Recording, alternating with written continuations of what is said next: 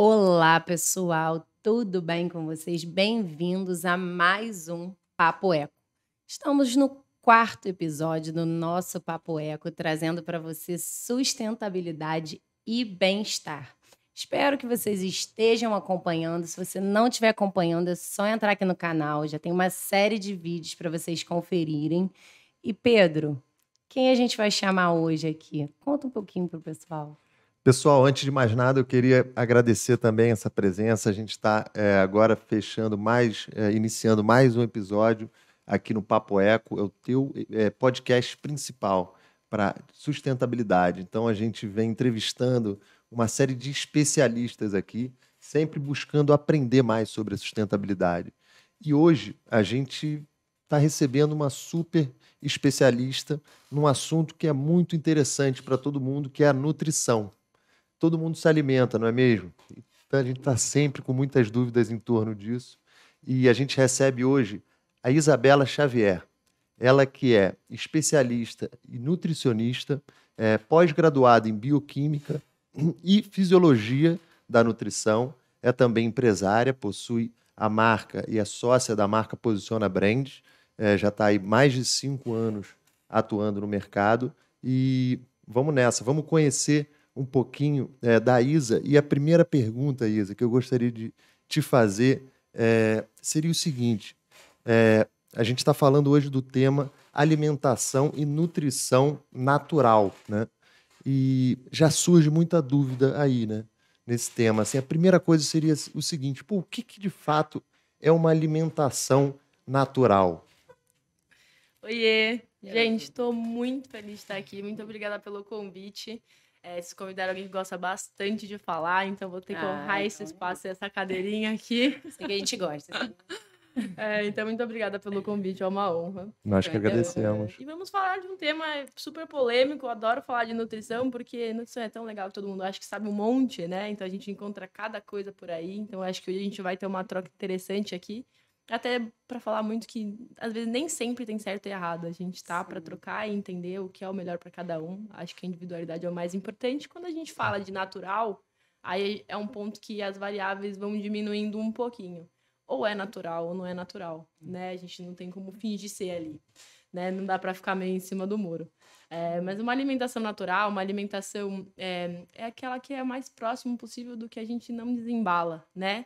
Então, aquele famoso descascar mais, desembalar menos, né? Onde a gente tem uma experiência de buscar aquele alimento mais próximo do que ele é de verdade, sem que ele tenha nada adicionado ali. Então, não vamos falar de conservante, não vamos falar de corante, não vamos falar de saborizador. O que é o alimento mais próximo do que ele é? Do que a gente podia encontrar na horta, esbarrar ali, enfim, no sítio da família da gente. Produzir nosso próprio alimento, é isso. Exato. Um sonho que a gente tem, né? Quem sabe um dia a gente Quem sabe um dia a gente volta lá, né? Isso já aconteceu um dia, né? Vamos ver, né? É o Earth House. A gente vê muito alimento, né? Quando a gente vai ler o rótulo, um monte de letrinha, um monte de nome esquisito. Quando a gente bate de cara assim com um produto desse, isso já é um indicativo que aquele produto não é legal. Como é que a gente, a partir talvez desses rótulos, dessas embalagens, consegue entender realmente o que é um produto natural e priorizar isso? Eu acho que esse é um dos principais critérios para a gente definir aí quando, de fato, a nossa prioridade é ter uma alimentação o mais natural possível. Pensando que esse alimento natural, ele é a principal fonte de nutriente que a gente vai encontrar, né? O alimento, que é uma questão muito boa, que é sempre o alimentar e o nutrir, né? Que são dois campos ali que estão super próximos, mas não são a mesma coisa. Quando a gente se alimenta, a gente mata a fome, né? Quando a gente se nutre, a gente tem um alimento fonte de vitaminas, fonte de minerais. Óbvio, a gente está sempre se alimentando. Mas a gente pode. As escolhas podem ser muito melhores para que a gente possa se nutrir também. E esses alimentos, essas tabelas cheias de nome que a gente não sabe o que é, com códigos, parece às vezes, né, realmente um monte de código ali. Esses alimentos, eles não são alimentos, muitas vezes, né? Eles compõem uma tabela de ingredientes que permitem que aquele produto fique na prateleira ali durante 3, 4 meses, que tenha um sabor irresistível, que você pode comer um zilhão, um caminhão daquilo, porque de fato é muito agradável o paladar, mas porque é químico, né? Ele foi produzido de uma forma a ser muito gostoso, a ser irresistível, a dar vontade de comer cada vez mais. Mas são alimentos que, quando a gente fala de teor nutricional, né, de densidade nutricional, eles são comprometidos, eles não entregam aquilo naquela experiência. Então, quando a gente quer buscar um alimento, buscar esse minimamente processado, né, que tenha quantidade mínima de nomes que a gente desconhece ou coisas adicionadas a ele. Que às vezes é aquela ida ao hortifruti mesmo. Ali, aqueles ali, eles estão um pouco Ali é um comprometidos. ambiente seguro. A gente vai falar um pouquinho, acho que de agrotóxico aqui, de outras coisinhas também, para, né, conseguir situar algumas coisas que, enfim, tornam um pouquinho menos seguros, mas com toda certeza. Quando a gente for ler uma tabela nutricional, dá prioridade sempre para aqueles alimentos que a gente sabe identificar pelo menos o que é, né? Sim. Porque ali a gente está falando de alimento de verdade. Legal. E quando você fala né, de alimento natural, alimento in natura, né? Me vem à cabeça assim, a importância da gente buscar cada vez mais esse alimento assim. E eu queria entender melhor, assim, até como uma consumidora, de fato, qual a importância do alimento natural? Quais os benefícios que ele traz para mim, enfim, assim. O alimento natural, Camila, é a principal forma que a gente tem de nutrir o corpo da gente, né? Então, esses alimentos que têm a maior densidade de nutrientes. Então, é onde a gente encontra as vitaminas, os minerais. Eles também são fontes de proteínas, de carboidratos, de gorduras boas, né? Então, são esses alimentos, estritamente, onde a gente encontra o que vai nutrir o corpo da gente. Então, se a gente quer envelhecer com saúde, se a gente quer, de fato... a nutrição, ela esbarra em milhares de benefícios para a nossa saúde intestinal, para a nossa saúde cognitiva, para uma boa performance esportiva, né? Então, para tudo, né? Com fome, que é até a questão do mau humor. Eu, com fome, sou horrível. Não processo muito bem as coisas, me dá 15 minutos, me deixa comer alguma coisinha e a glicemia volta para o lugar, a gente consegue voltar até oxigenar melhor.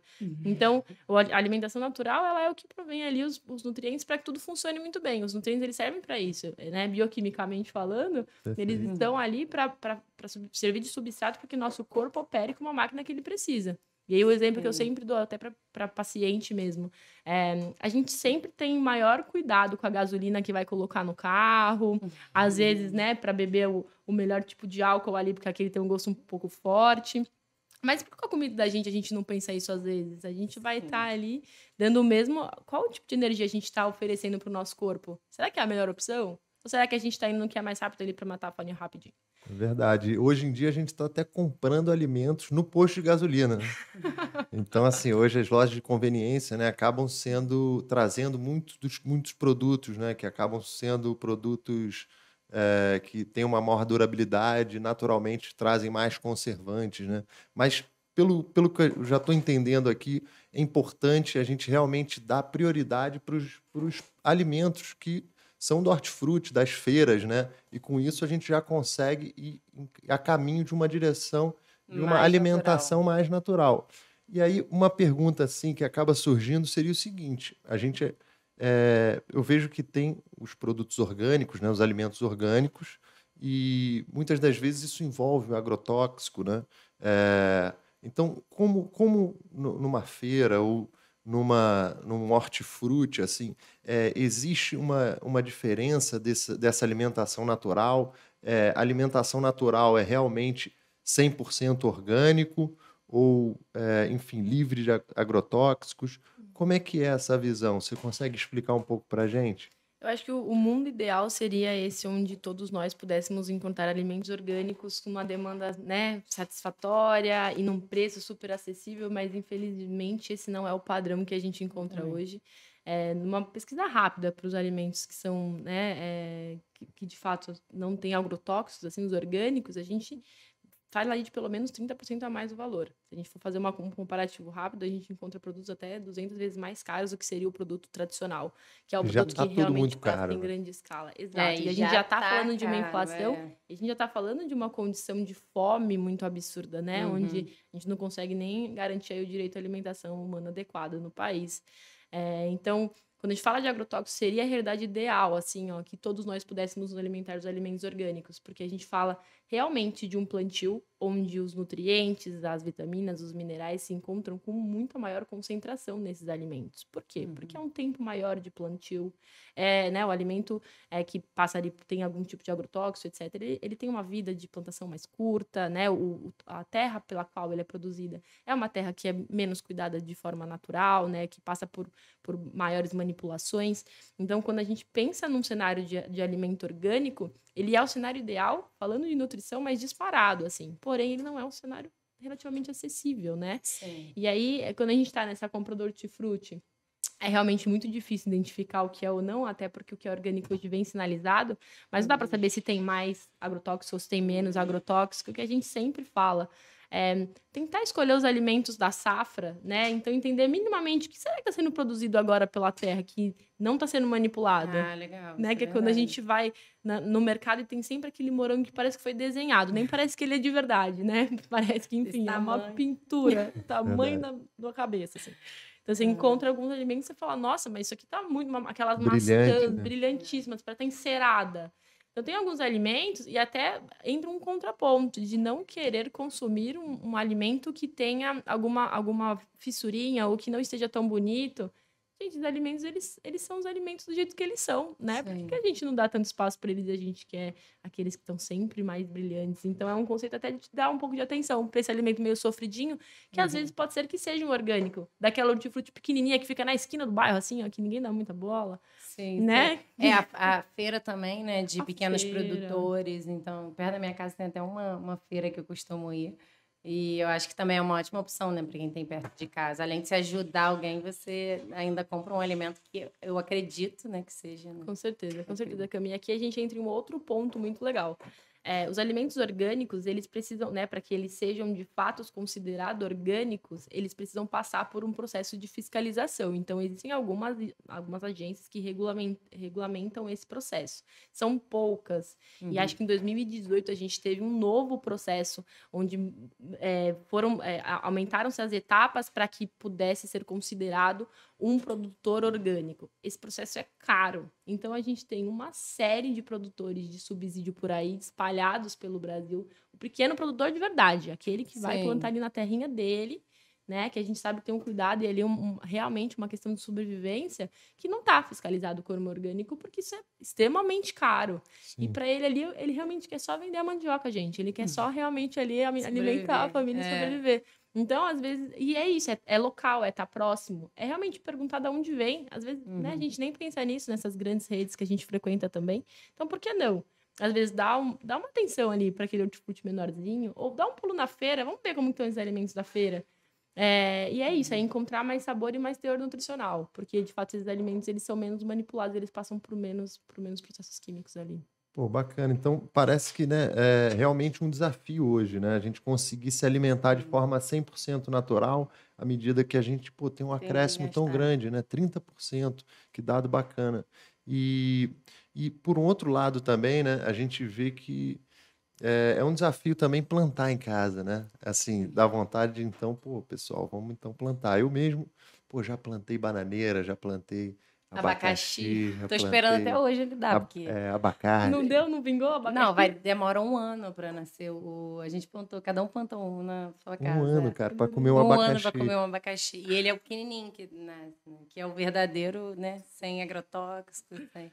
Então você vê, acaba que realmente na prática a gente buscando ali plantar e tentar colher, a gente vê a dificuldade, né, e o tempo que dura nesse processo. Então, pessoal, aproveitando que é um podcast também de sustentabilidade, sempre fiquem atentos, prefiram, né, alimentos da safra, prefiram também comprar com produtores locais, dessa forma você também está reduzindo aí a pegada de CO2 dos seus alimentos, né? E pelo visto também reduzindo o risco, né, do uso do agrotóxico para esse alimento durar mais. É isso mesmo. Bacana. Show. Maravilha.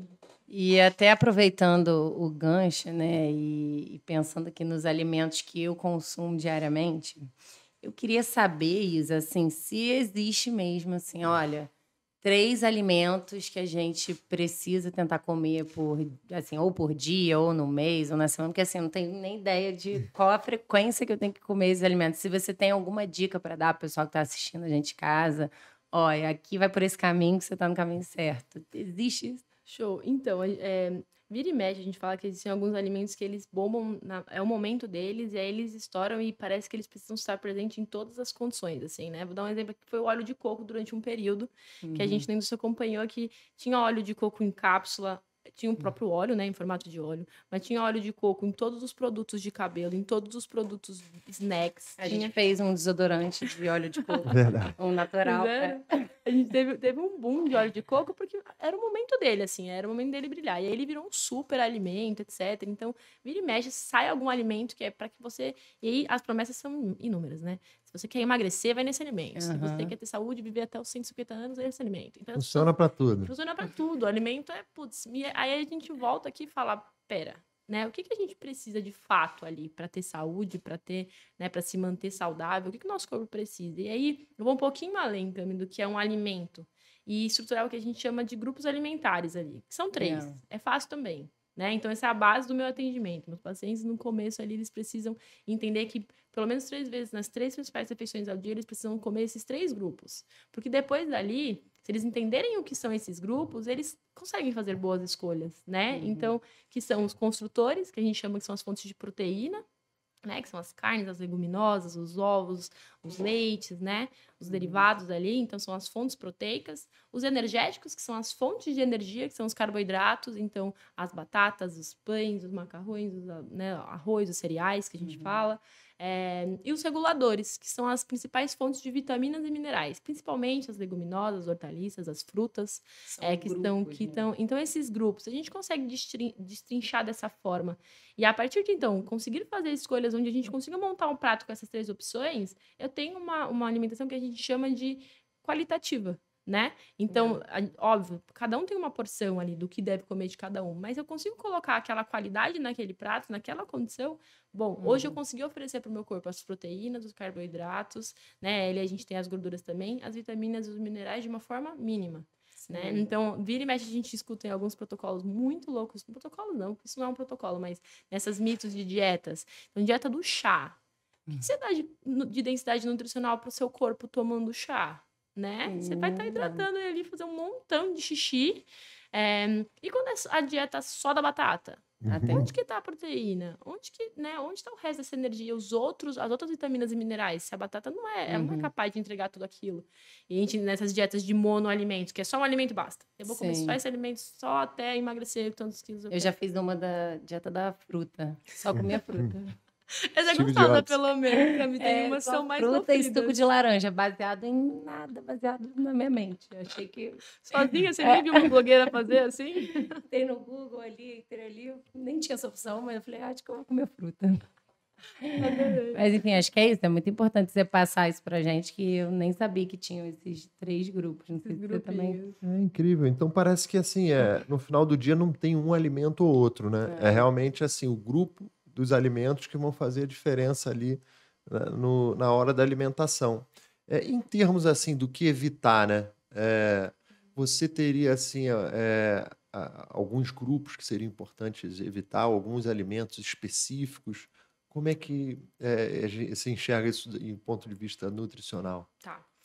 Para evitar, assim, eu acho que a gente pode até citar alguns alimentos mesmo, porque grupos a gente vai entrar de novo no ultraprocessado, que são os alimentos que um dia talvez eles possam ter sido um alimento in natura e aí eles foram manipulados e acrescidos de algumas coisas, ou um dia eles nem foram sequer um alimento in natura. Então eles sempre foram uma produção ali de alguma coisa. Um químico, alguma coisa. Então existem, por exemplo, vou dar um exemplo bem prático, todo mundo que já comeu, que são aquelas batatas de mercado. Existem muitas daquelas opções que não tem batata. Tipo assim, Pringles eu acho que talvez seja batata. Faz muito tempo que eu não leio uma tabela nacional do Pringles. Mas, por exemplo, que o primeiro ingrediente... As tabelas de ingredientes, elas são constituídas a partir do ingrediente que mais tem. Então, por exemplo, se eu for comprar um suco, a primeira coisa que tem que ter ali é a polpa da uva, etc. Muitas vezes o que tem primeiro é água, ou talvez o que tem primeiro ali é açúcar, né? Dando exemplo do suco. Uma boa Mas dica, quando a gente fala de batata, por exemplo, muitas vezes é farinha de trigo. Cadê a batata? Aí... fécula de batata ou massa de batata vem depois? O que é isso? Será que não é uma batata? Pessoal, a batata que vocês estão comprando aí, ela pode não ser batata. Não é uma batata. Então gente. fiquem cientes. Então, E realmente, como descobrir, né? Assim, que o alimento de fato é o que você está comprando. É importante ir nos ingredientes, como sim, gente. quebrar esse quebra-cabeça, como desvendar esse quebra-cabeça. Ler as tabelas nutricionais. E aí a gente entra esbarra até em outro ponto da indústria, né? Que são aquelas marcas que escondem o máximo possível. Para você ler, um senhor de idade é impossível de conseguir ler um ingrediente. Nem precisa de senhor de idade, eu mesmo enxergo muito bem. Então, vou precisar dar bastante atenção ali. São aquelas tabelinhas com escrito bem pequeno, ou algumas marcas que vendem em caixa e nem disponibilizam nas unidades menores ali. Então, é importantíssimo a gente conseguir fazer essa leitura da tabela, porque aí a gente consegue identificar o que é um alimento ultraprocessado também. Mas, de uma forma geral, é fugir dessas opções, que são as opções que não tem um alimento, nem perto de um alimento in natura ali. O mais perto, talvez, tenha só o cheiro, assim. Isso seria, por exemplo, salsicha, presunto, esses embutidos entram nesse grupo de ultraprocessados? Entra sim, Pedro. Até porque eu sempre pergunto, né, no histórico, anamnese, assim, o que a pessoa tá falando, o que ela gosta de comer, qual é a sua predileta? Aí a pessoa fala salsicha, eu falo, você acha que a salsicha se aproxima mais de qual carne? Né? Porque quando a gente fala de grupos alimentares, mas eu posso comer presunto? Essa acontece com frequência. Assim, ó. Mas pode ser presunto? Aí eu falo, você acha que a gente consegue substituir, às vezes, um frango, se a pessoa, né, come a onívora ali, um frango por um presunto? Você acha que eles têm a mesma equivalência de nutrientes? Eu posso trocar um pelo outro? A pessoa, não, né? Ele nem tem gosto de carne, né? Eu falo, pois porque tá muito distante de ser uma carne. Um dia ele foi uma carne, talvez, um dia ele foi uma carne, não sei. Pode ser que sim, pode ser que sim, pode ser que não. E aí, então, é bom banir realmente, por exemplo, os embutidos, algo que nutricionalmente ele não te acrescenta em nada. É isso que a gente está falando, basicamente. A gente fala, nutricionalmente não acrescenta em nada. E aí a gente entra num ponto, gente, que constitui o conceito do saudável também. Porque o saudável nem sempre ele é ter, de fato, uma alimentação full time do mais saudável possível da vida. Às vezes, porque comer, a nutrição, ele é um ato social, né? Então, a gente come quando a gente tá feliz, a gente come quando a gente tá triste, a gente come pra comemorar, a gente tá sempre comendo. É sempre um excelente motivo para estar junto. Então, é social. E aí, às vezes, deixar de comer porque só tem aquela opção que tem um alimento ultraprocessado, ou julgar a pessoa que está comendo ultraprocessado, aquele momento, aquilo não faz parte da sua vida, aquilo não é parte da sua escolha diária, né? Mas às vezes é uma opção, por que não também? Então, quando a gente fala do banir, excluir, eu brinco sempre com meus pacientes, quando eu coloco a restrição, se eu virar agora para você, Camila, como minha paciente fala, Camila, você não vai mais comer feijão por motivos que eu quero, tá? Sem feijão, para sempre. Talvez você nem goste de feijão. Mas vai me dar vontade. Mas a partir de você falar, putz, mó da hora o feijão, hein? Feijão, na verdade... Agora bateu uma feijão vontade. da minha avó... Porque é isso, o cérebro faz isso com a gente, né? Então, por que vai restringir dessa forma? É um alimento, é a melhor escolha que você pode fazer? Não, não é. Então tá. Então vamos para a próxima. Então, pensando no que meu corpo precisa para melhor funcionar e que possa me fazer bem e que eu gosto, quais as opções que eu tenho? Né? Para que eu não precise, enfim, restringir dessa forma. Porque todas as vezes que a gente... Isso é entendimento geral da nutrição, tem uma série de estudos, a literatura é riquíssima comprovando isso. Quando a gente vira para um paciente e fala para ele, chega, hein? Chocolate agora não mais. Putz, vira um desejo, assim, isso é normal com tudo. Criança, fala pra criança, não põe o dedo na tomada. Quantas vezes você vai encontrar ela de frente pra tomada, namorando a tomada? Então, por que a gente ainda insiste de restringir, de ter aquela dieta de, não, isso aqui é impossível? Porque no momento que você for comer aquilo você vai comer demasiadamente, vai sair do seu controle, você vai achar que você quer mais, e você não, às vezes, nem se importou. Mas entender que é um alimento extremamente químico e que esse excesso de corante, de conservante, de componentes químicos, de alimentos ultraprocessados, de saborizantes, distanciam você do seu paladar natural, distanciam você de uma prática alimentar sadia, te aproximam de irritantes gástricos, né, de alimentos disfuncionais mesmo, que inclusive, dependendo de qual for o tipo de corante, conservante, a gente já tem uma série de respaldo estudos, literário, né? que comprova que pode sim desenvolver algum tipo de câncer específico, que pode fazer o mal-estar, estimular algum gene que não é interessante para desenvolvimento de cânceres ou de outros processos. Então, putz, muito mais legal a gente entender o que tá por trás, assim, do que falar, não come, hein? Tá proibido agora. Então, eu já ouvi um mito que a cada salsicha que você come, você vive menos 15 minutos de vida. Isso não é verdade, não. Né? Eu ouvi isso aí da cerveja, eu acho. Ai, triste da cerveja. Mas eu acho que é até legal a gente entrar nessa linha, né? A gente é tão acostumado, né? Você vai para uma festa, tem lá cachorro-quente, tem batata frita, tem pipoca, tem... Enfim, tem pipoca até eu acho que é uma opção, né? boa. É uma opção boa. Mas quando você chega lá, salgadinho, e aí, assim, você consegue trazer para a gente, você até trouxe alguns, mas quais são os riscos de fato que esses alimentos, assim, em excesso, claro, né, podem trazer para uma dieta, para um ser humano, assim? Tá. Acho que o primeiro ponto, quando a gente fala desses alimentos mais ultraprocessados, são esses exemplos que você deu, assim, realmente, desses salgadinhos, dos embutidos, que são essas mais comuns, né, que a gente costuma, é o primeiro ponto que a gente tira, assim. São alimentos que muitas vezes têm uma alta densidade calórica. Então, esses alimentos, além de eles terem muitos componentes químicos ali, que estão bem longe de serem componentes saudáveis, eles têm muita caloria. Então, a gente fala realmente de um quadro de ganho de peso, que não é interessante, né? Porque é um peso, é uma caloria que você está ganhando vazia ali, que realmente tem só um aporte de alta quantidade de gordura saturada, que é uma gordura produzida a partir de alimentos da manipulação de gordura animal, que é gordura trans, que é uma gordura produzida a partir de processos químicos também. Enfim, a densidade calórica é muito grande. Então, a gente entra num ponto que é muito comum hoje na sociedade, que é a obesidade.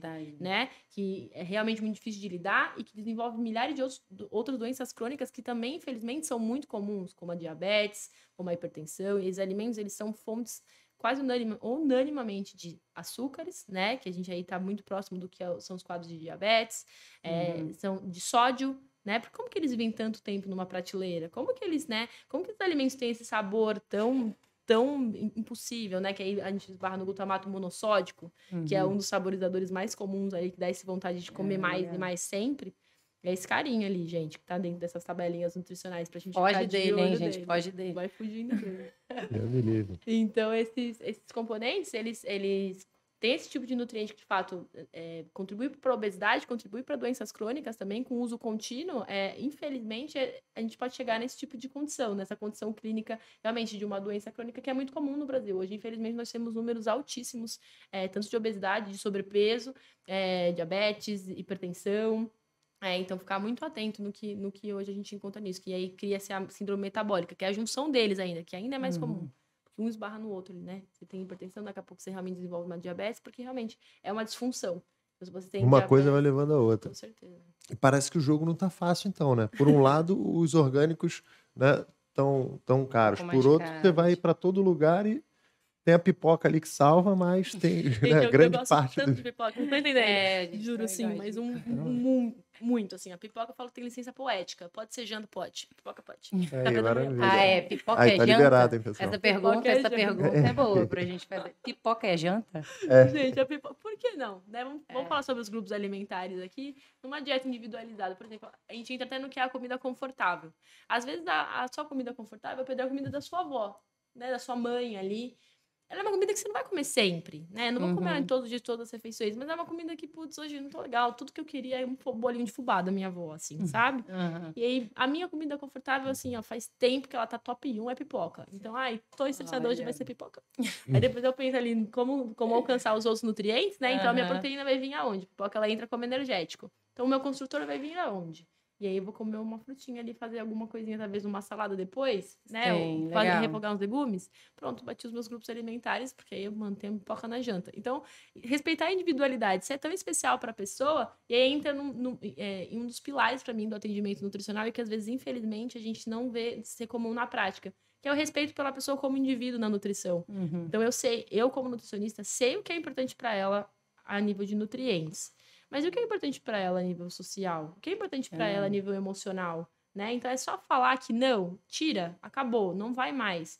Mas por que isso é tão importante para ela? Eu não consigo ajustar isso dentro da rotina dela. Esse chocolate é tão importante. E eu sei que se eu falar que ela não vai comer, a compulsão depois pode ser diferente. Não, talvez uma compulsão, mas a vontade de comer muito mais vai ser, potencializada ali. Vamos colocar o chocolate. Chuta o balde da dieta. Consigo calcular um chocolate. Vamos ser felizes com o chocolate. Tá? Sim. Então, nesse momento, come estratégico... os 3 quilos de chocolate. Come seus 3 quilos de chocolate. Não pode. Uma barra por dia. Então, dá pra gente, né, respeitar essa vontade, esse histórico alimentar, né? Antes de você encontrar uma nutricionista, Você já se alimentava ali, foi o que o Pedro falou no comecinho, né? Todo mundo se alimenta, é um assunto comum a todos. Antes dali, você já se alimentava. Antes de você pensar, talvez, ter uma desnutrição, antes de você pensar em fazer uma dieta diferente, né? Que exclua alimentos de origem animal, antes de você pensar numa dieta em alguma coisa que te faça mal, descobrir uma intolerância alimentar, uma alergia, você já se alimentava ali. O que você gostar, o que você gosta de comer? O que compõe essa alimentação? Isso vale para a pessoa que está em uma dessas descobertas, para a pessoa que quer emagrecer, para a pessoa que quer ganhar massa muscular, para a pessoa que quer entender por que ela está tão indisposta. Então, tem uma pessoa que se alimenta ali e sempre se alimentou. Por que a gente vai pegar a dieta da blogueira e descobrir o que a amiga faz, sendo que ela ali já sabe o que ela faz. O que ela quer, né? Ela faz. E a gente está falando muito sobre o que comer, né? E uma dúvida até que eu tenho, que eu acho que é uma dúvida que devem te fazer essa pergunta direto, é assim, quantas vezes eu preciso comer? Existe isso, assim, de fato, eu tenho que fazer 3 refeições por dia, ou não, tem que comer de 3 em 3 horas, ou, né, são tantas coisas que a gente escuta. A maromba é de 3 em 3 horas, mas né? com ovo Não cresce. É igual postar foto na academia. Não postou foto na academia, hoje não tá Não, pago. não cresce. Não vai crescer, gente. Sinto muito. Esse tempo, Cami, é um outro ponto que eu acho muito importante, assim, que é a percepção alimentar. Então, quando alguém vira pra você e fala, você tem que comer de 3 em 3 horas. Será que você tá com fome pra comer de 3 em 3 horas? Legal. Ou alguém te falou que você tem que comer, então vou comer. Ih, gente, tá dando hora de comer, hein? Nem tô com fome, né? Então, realmente, em alguns casos, vou dar exemplo aqui de atleta de alta performance, tem que comer aquela hora. Porque depois ele vai treinar durante 3 horas ali. Se ele não comer ali, ele não vai conseguir até o final das 24 horas do dia dele, que é pouca, porque tem atletas que às vezes a gente termina um planejamento alimentar ali, eu falo, como é que eu vou fazer para inserir isso dentro desse período de tempo, para conseguir alcançar aquela quantidade de comida. Mas para muitas pessoas, gente, é simplesmente escuta o seu corpo, né? Então, um dos primeiros exercícios que eu faço em consultório também, e aí, né, parece maluqueira falar, você vai perceber se você tá com fome ou não. Se o que você tá comendo tá te saciando, ou se você tá comendo porque tá muito gostoso, ou porque você quer muito, que é a percepção dos tipos de fome. Então, vários tipos de fome. A gente tem a fome fisiológica, que é aquela que a barriga ronca. Sim. Você fala, putz, tô com fome. Aí você percebe que, deixa eu ver se você comeu foi ontem. Né? Aí você fala, ai, meu Deus, fome, que é a fisiológica, a barriga vai roncar mesmo, ela tá vazia, ela tá pedindo por algo ali. Tem a vontade de comer. Então, essas duas são as principais que eu separo aqui. A vontade de comer, que é a fome específica também, elas são meio diferentes, mas às vezes eu junto tudo, que é quando ela tem cheiro, ela tem forma, ela custa R$3,50 na padaria, você sabe exatamente o que você quer. É o chocolatinho. Não, ela tem odor, ela tem paladar, você sabe o que é a forma específica. Você não tá com fome naquele momento, você pode ter acabado de comer um pratado de feijoada, seja lá o que for, mas você quer aquilo. Então, é uma forma que tá muito clara na sua cabeça. Então, essa questão do tempo, eu não tenho como, por exemplo, passar uma dieta, prescrever uma dieta para os meus pacientes, que é uma questão que eu deixo muito claro, se eu não entendi como é a sua fome e a sua saciedade. Quanto que você entende que é a porção que vai matar a sua fome para você? Se para você, você realmente come porque te foi ensinado a fazer isso. E aí vem até uma questão, Pedro tá com um bebezinho novinho, que a gente fala da nutrição infantil, né? Que é aquela coisa do vai raspar o prato, sim. Às vezes, a criança pode te distrair, ela quer brincar, só que ela tem fome, né? E ela também mata a fome dela. Então, às vezes, ela não tem mais fome. E a gente tá lá com a criança pequena. Vai comer até o fim do prato. Vai raspar o prato. E a criança tá, mas eu não tenho mais fome. Tá passando mal. Eu quero saber depois também sobre, obviamente, alimentação infantil. Mas antes disso, eu tô com uma dúvida aqui, né? Eu tô vendo que realmente, assim, a gente tem um desafio no que tange alimentação, nutrição, mas tem um prato popular, né? Talvez o prato mais popular do brasileiro é aquele arroz, feijão, uma proteína, né? Às vezes uma batata frita. Esse prato, como é que é ele nutricionalmente, assim? Tem algo que você retiraria desse prato, você colocaria? Como é que é a sua visão disso aí? Ele vem com uma saladinha também. Ele vem com uma saladinha, mas aí essa questão, é isso que eu falava. Mas a porção é de batata frita ou de salada? Porque às vezes os dois, mas às vezes manda escolher, Manda escolher. Tira a batata frita, pessoal, e bota a saladinha. Que decisão difícil, né? Que saia justa. E aí, uma batata frita ou uma salada? E se a batata nem for uma batata? E se a batata nem for uma batata? Aí ele pega. Gente, sim. Eu tenho uma amiga que morou comigo durante um tempo e ela sempre falava isso. Depois que ela descobriu que às vezes as coisas não são as coisas que parecem ser, ela sempre falava, eu olho a tabela, se tá grande eu falo, não é. Não. E aí ela nem passa mais tempo ali. Mas sobre o PF, né, o nosso tradicional prato brasileiro, essa composição, gente, ela é riquíssima em nutrientes. E assim, se a nossa cultura se baseasse só na alimentação de um arroz com feijão, com uma proteína ali, uma saladinha, a gente entrega ali, porque a gente tem a proteína como um potencial construtor ali. Para os pacientes que, inclusive, não comem carne, o arroz e o feijão, a gente fala que monta-se uma proteína completa, que é a leguminosa e o cereal. Então, os aminoácidos que faltam no cereal e que faltam na leguminosa, eles se completam. Então, os que faltam em um, tem no outro. Então, legal. A gente, sempre que junta um cereal e uma leguminosa, a gente tem essa formação da proteína completa, né? De alta absorção. E aí a gente tem uma saladinha, que vem aí como regulador, com tomate, uma cebolinha, um alface. 90% das vezes crespa esse alface. Então é um prato excelente, assim. Então, o ideal seria comer um PF de manhã, um no almoço e um na janta. E aí vem essa questão cultural, por exemplo. Muitas vezes é isso, é eu tomar uma coisa como verdade absoluta. Então agora falei aqui, hein? Sim. E aí, putz, será que não é a melhor opção? Vai ter o pessoal comendo aí arroz e feijão de manhã. E toda a questão cultural, e toda a questão do por que não tomar um café diferente com essa composição desses nutrientes? Não é isso. Mas realmente é uma opção excelente. Ou seja, é perfeito, então, não tem nada nem a tirar, nem a colocar, nem botar uma cenourinha ali, um brócolis e tal, tá legal. Podia. Na verdade, a gente podia variar esse PF de vez em quando. Mas essa pergunta aí dificultou, que aí agora ela vai querer trocar, ela vai querer trocar o... Não, o que seria interessante ali, o arroz, por exemplo, o pessoal sempre fala do arroz integral, a diferença deles, existe uma diferença ali, mas... Dá para ter os dois numa dieta saudável também. Dá para comer o arroz branco e no dia comer o integral e tá tudo sob controle também. É mais sobre a variação desse prato. Então, esse é um PF, arroz, feijão, saladinha e bife. Amanhã pode ser frango e amanhã ao invés do arroz pode ser uma quinoa e ao invés do feijão ali, a gente pode tentar um grão de bico e a salada, hoje, será que a salada pode ser de repolho? Eu mantive a mesma estrutura. E eu mudei ali quais são os micronutrientes que estão presentes naquele prato. Então, as vitaminas e os minerais são diferentes. Eu mudei a quantidade daquele prato. Então, as porções vão ser diferentes. E a gente vai estar falando da mesma estrutura. Então, eu acho que a gente aprender... O brasileiro varia muito pouco na rotina. Então, quando a gente fala de dieta, a pessoa acha que vou passar uma dieta, ela vai comer para sempre aquilo. Quando a gente apresenta a lista de substituição, que é uma cartinha de manga de todas as nutricionistas, que você pode comer exatamente isso aqui. Nessa quantidade, a pessoa fala, uau, descobriu o mundo aqui, gente. Dá mesmo para trocar? Dá para trocar. Dá para trocar com margem, assim, ó, para ser gostoso, na verdade. Então dá uma variada aí, né, pessoal? Não precisa ser sempre o mesmo legume, né? E aquele lance do prato colorido, né? Eu vi muito isso, assim, seu prato tá colorido é porque ele tá saudável. Isso faz sentido? Faz, Pedro. Os pratos coloridos, né, eles têm uma série de nutrientes, a gente até nomeava esses nutrientes, assim, na universidade. Quanto mais colorido esse prato, não estou falando de cores de verdade, tá, gente? Não estou falando de corantes artificiais aqui. A gente entrega uma variação de vitaminas, de nutrientes mesmo. Por exemplo, a vitamina A é uma vitamina característica de cor vermelha. Então, legal. A gente encontra bastante licopeno, a vitamina A, retinol, etc. Nutrientes que fazem muito bem para a saúde ocular, para a pele, em alimentos que são vermelhos, né? O amarelo a gente também encontra o beta-caroteno ali, que também são vitaminas que fazem bem. A cenoura, carioca, bronzeada. Tem bronze aí também, né? Dica pro verão já, pessoal. Pena que tá fazendo frio, não tô, né? Aqui tá meio estranho esse clima do Rio aqui. Mas aí que tem que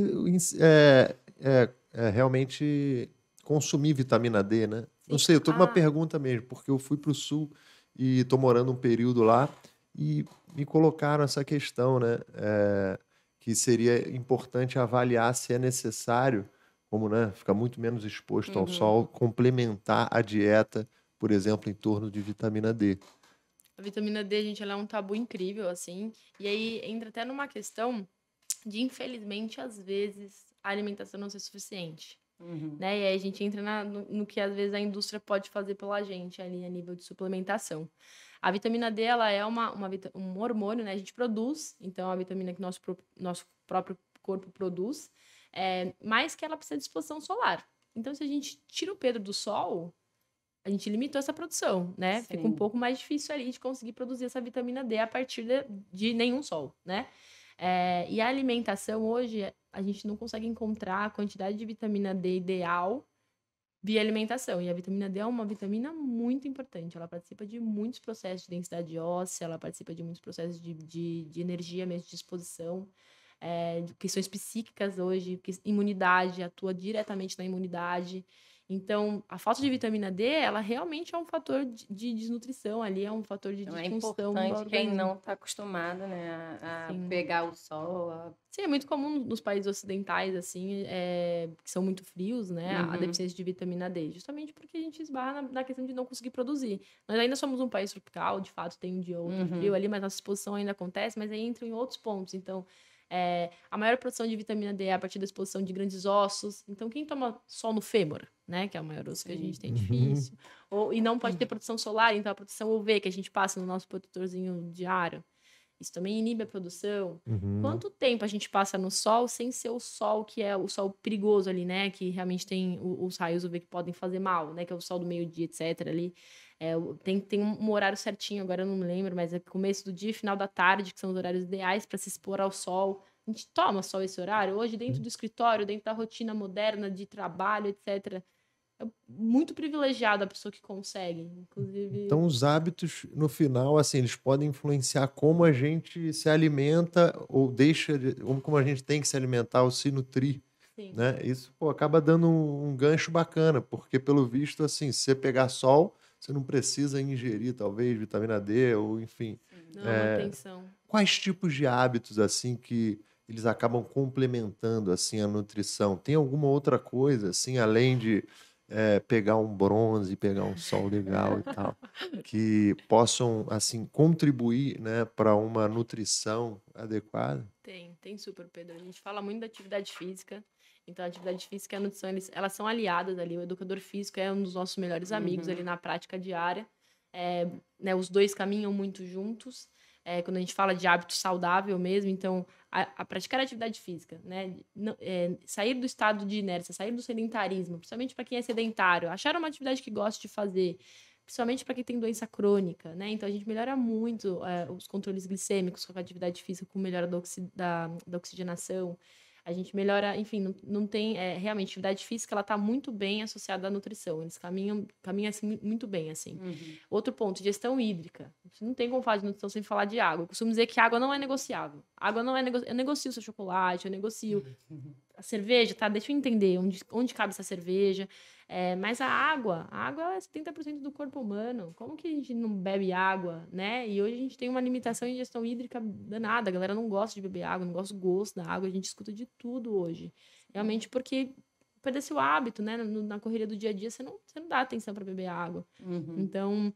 É importante ter uma garrafinha, né, do lado o dia todo para ficar atenção para aquela garrafinha, porque ela realmente vai contribuir ali para um bom funcionamento intestinal. Tem muita gente que tem dor de cabeça e que nem chunque a água, gente. Então aumenta a ingestão hídrica, tenta e outra, né? Não é tomar 1 litro de água em um momento só. Só vai fazer xixi. Seu corpo não tem capacidade de absorver tudo aquilo de uma vez. Meu Deus, eu sou dessas. Beba 5 horas da tarde, você eu bebi água hoje. Bebi água, Gente, beber água, bebe ao longo do dia, né? Para realmente ter uma pele hidratada, para realmente se manter hidratado, para que seu corpo consiga fazer o carregamento, tudo que ele precisa fazer nessa renovação de sangue e de água no corpo, né? Enfim, é super importante. E sol ajuda muito, sol é super importante, a questão de vitamina D. O sol ele auxilia nesse processo de energia, né, que a gente tem. Então, a famosa fotossíntese. Bom, Isa, muito legal você tocar nesse assunto da água, né? E eu lembrei aqui e teve uma época que eu baixei um aplicativo e ele até falava assim, você tem que beber água agora, beber água agora.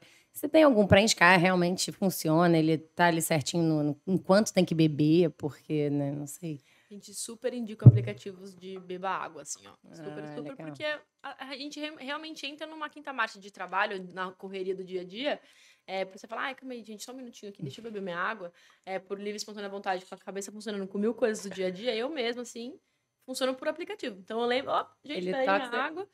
Tem um aplicativo específico que eu baixei, assim, que eu achei mais interessante, indico ele para os pacientes, que chama Drinkwater, né? Não tem muito segredo, é esse mesmo nominho dele, assim. E ele considera a questão do peso e dos ml por quilo de peso que a gente calcula na nutrição.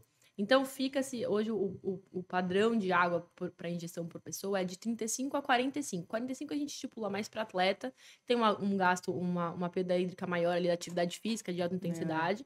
Mas dependendo da atividade física que a pessoa fizer como desportista amador, também super vale ajustar a ingestão hídrica. Mas 35 ml por quilo de peso é o ideal ali. Então, pessoal, façam essa conta. Não é nada, então, de 2 litros, que a gente ouve muito, que né? É 2 fixo, litros. assim, todo mundo tem que tomar. Não. Cada um tem que tomar de acordo com o seu peso. É óbvio, se a percentual de massa muscular for maior ali, precisa de uma quantidade maior, mas tudo isso também dá para se individualizar dentro da realidade de cada pessoa, e o atendimento nutricional, né, auxilia nisso. Mas é sempre uma questão, porque as pessoas elas se surpreendem, né, com a quantidade de água que elas precisam tomar. Legal. E que, na maior parte das vezes, encontram-se muito distantes, assim, do que precisa. Legal. E até você falou, foi água, exercício físico, que eu tô decorando aqui para eu levar para a vida, né? E sol, né? Solzinho. Mas o sono também, porque eu já li um pouco sobre isso e é verdade, se eu dormir bem, eu... Total. Total, Cami, total. O sono, ele com certeza é um ponto ali em relação à perda de peso, à qualidade, até a mesma fome, ela é modulada pelo sono também. Então, a gente tem hormônios ali que podem aumentar ou não essa vontade de comer. A gente se distancia um pouco ali da questão glicêmica também. Mas o sono, ele é muito importante. Então, para o ganho de massa muscular, para a perda de peso, tem muito paciente que busca hoje, fala muito sobre emagrecimento e nutrição, né? É um tema muito comum. As pessoas costumam buscar muito mais atendimento nutricional para essa finalidade hoje. É mais comum. Mas não tem como a gente chegar ali no limiar de ganho de massa muscular, que é importante, de perda de peso, se a gente não conseguir uma boa noite de sono, um descanso ali. O ciclo circadiano, que é isso que faz a gente acordar e dormir ali, ele regula muita coisa para o nosso corpo funcionar de forma ideal. Então, muitas vezes, quando a fome está assim, exacerbada mesmo, o cansaço está fora da curva, a gente pode tentar ajustar energeticamente na alimentação. Mas se você não está dormindo, não tem carboidrato que dê conta, não tem nutriente que dê conta de fazer com que você tenha uma boa capacidade cognitiva para fazer o seu trabalho, para estudar o que você precisa, para conseguir fazer uma atividade física de qualidade. Eu estou pedindo para você fazer um monte de coisa no dia, enfim, 6 refeições, e sendo que seu sono não está acontecendo. Então, o sono ele também é um pilar importantíssimo, Cami. E aí eu acho que a gente fecha o que está fora da nutrição, mas que precisa realmente acontecer. Pô, legal. Então, só reforçando esses conceitos, o sono, durma bem, pessoal. Saia, já pega um bronze, vá pra praia, né? E o filtro solar, passa ou não passa? O filtro solar é uma questão, gente. Aqui, ó, dermatologistas, me perdoem. Mas pelo menos 30 minutinhos ali, fora do horário, entre acho que é 11 ao 2, que é o sol mais perigoso ali. Tenta tomar um solzinho, né? Pega um solzinho então, pessoal. E manda a brasa na... Água. A água já foi, não. Perfeito, hidratação. Tá sabendo bem. Pelo visto, a gente já vai mandar bem aqui. Água, sol, sono e exercícios físicos. Pô, maravilha, cara. Tô pronta. Maravilha. Vou sair daqui eu tô aí talvez 50-50. Mas vamos nessa. Agora já tô com as dicas interessantes aqui. E a gente vê, Isa, que cada vez mais, né, assim, esse dia a dia nosso tá mais corrido, né? A gente tem que ter aplicativo até para beber água. Olha que loucura. E a gente vê também uma carga, assim, também acaba chegando também na saúde mental, né? As pessoas estão mais estressadas no dia a dia, realmente estão com uma carga de estresse mais elevada, né? Eu imagino. E a partir daí, existe, assim, a alimentação, ela exerce algum papel positivo na saúde mental? Ela tem esse poder, essa capacidade, ou são coisas que andam separadas? Não, gente, a nutrição e a saúde cognitiva, entra desenvolvimento de tubo neural, a questão depressiva ali também. Então, é comprovado que uma série de nutrientes atuam numa melhora de quadro depressivo. É comprovado que a gente consegue melhorar alguns quadros de TDAH, né, tipo de atenção, com uma nutrição eficiente também. E aí a gente até volta para a questão da alimentação ser suficiente ou não. Infelizmente, para alguns nutrientes que a gente entende que existe uma dosagem excelente que contribua diretamente para a saúde cognitiva específica, né? Agora falando de saúde cerebral. A gente não consegue ver alimentação. Então, aqui entra até um nutriente que eu gosto muito, talvez seja um dos suplementos que eu mais prescrevo, que é o ômega 3. Primeiro que a gente está num país tropical, etc. O nosso peixinho, ele não tem a característica fria e profunda de um peixe da Noruega, da Top Term. Tô fazendo um comercial aqui, hein? Patrocínio aqui. Mas, porque é muito comum, salmão, todo mundo né? lembra Tem muito desse ômega. bordão dessa mulher. Mas o nosso peixe, ele não tem essa característica, né? O salmão, muitas vezes, vem de cativeiro. Qual a alimentação desse salmão? O que faz realmente ele ser fonte de ômega 3 é a alimentação dele. Então, a gente esbarra em um super nutriente, que é o ômega 3, que contribui para a formação ali da saúde cognitiva, né? Que contribui, de fato, para uma melhora da performance cognitiva, para proteção. Então, tem vários estudos que falam sobre o DHA, que é a porção do ômega 3 que contribui para...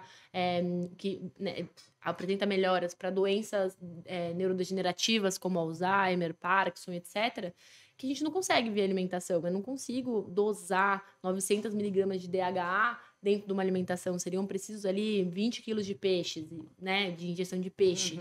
Então, realmente, entra um fato que é a suplementação, mais uma vez, que contribui muito para a saúde cognitiva, assim, que é esse nutriente específico, né? Mas a gente, enfim, sabe de outros, assim, de fato, são estimulantes, que auxiliam na performance cognitiva, que auxiliam na não degeneração, em alguns casos de doenças, como já citei, mas tem tudo muito a ver. Até mesmo aquelas pessoas que às vezes querem estudar, não conseguem ter aquela atenção plena para conseguir fazer uma atividade física, uma atividade cognitiva, acadêmica, etc., e muitas vezes é porque realmente elas estão desnutridas em alguma questão, realmente elas não...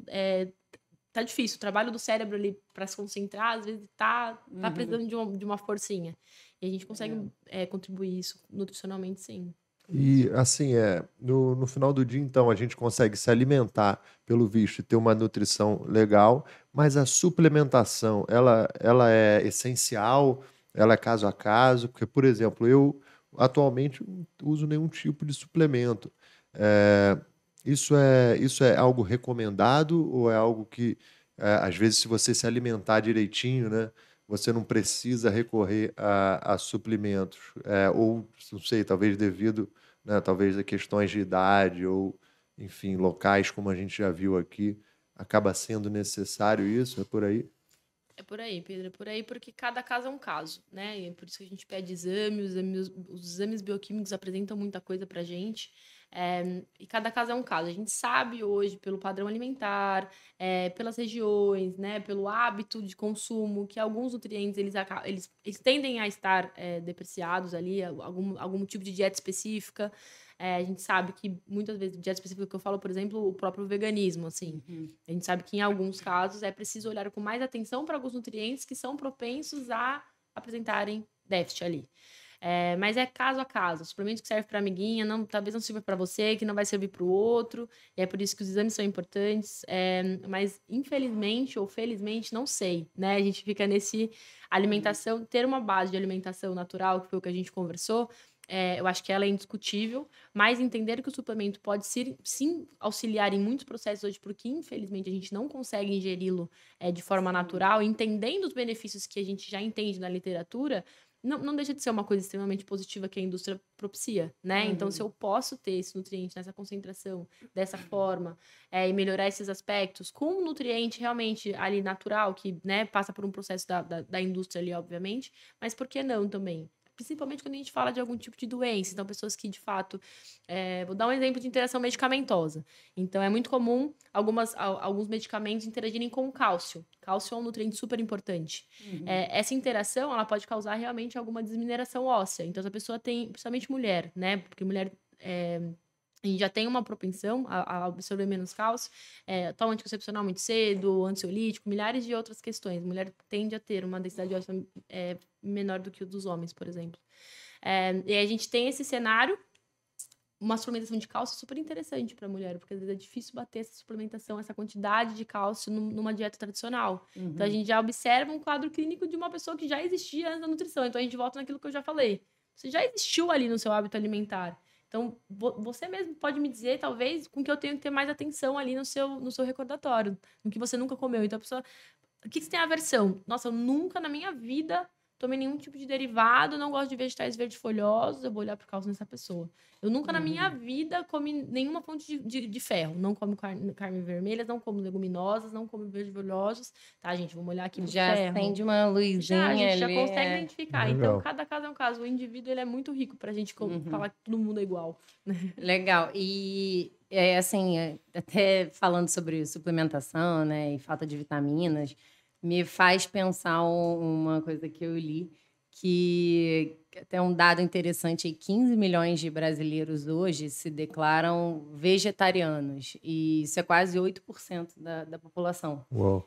E assim, dizem, né, que quando você não come carne, você tem um déficit de vitamina B12. Me corrija se eu estiver. Tá certo. Mas assim, existe isso de fato?